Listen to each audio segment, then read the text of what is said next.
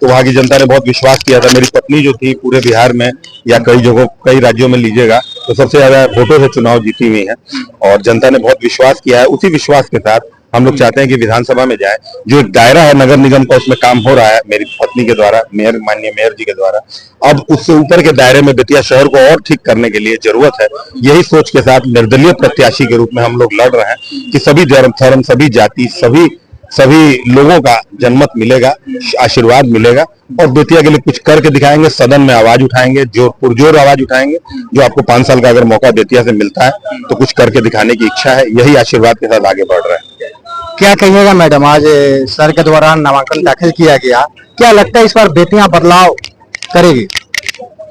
देखिए, संसार में परिवर्तन का नियम है और परिवर्तन की आवश्यकता जरूरी है कि समय के साथ सब कटिबद्ध होने के लिए, समय के साथ चलने के लिए जरूरी है कि परिवर्तन।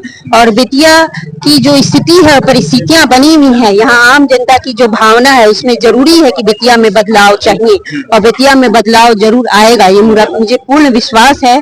और ये मेरी अपील भी है जनता से कि आपको एक बार और भरोसा दिखाना पड़ेगा गरिमा सिकारिया के ऊपर, मेरे पति रोहित सिकारिया के ऊपर, कि इस बेतिया विधानसभा में बदलाव करें ताकि यहाँ की आवश्यकता, यहाँ की परेशानी, इस पूरे विधानसभा की जो क्षेत्र के लोगों की जरूरतें हैं, उनकी परेशानियां, उनके कारणों को वहां तक पहुंचाया जा सके।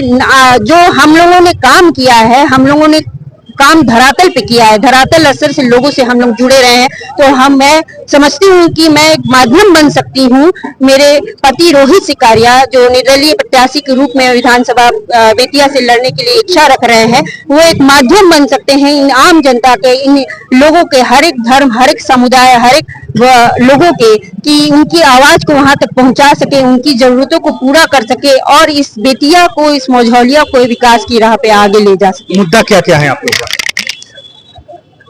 सबसे पहले मुद्दा किसी भी क्षेत्र का उसका विकास ही होता है और विकास में बहुत सारी बुनियादी जरूरतें होती हैं।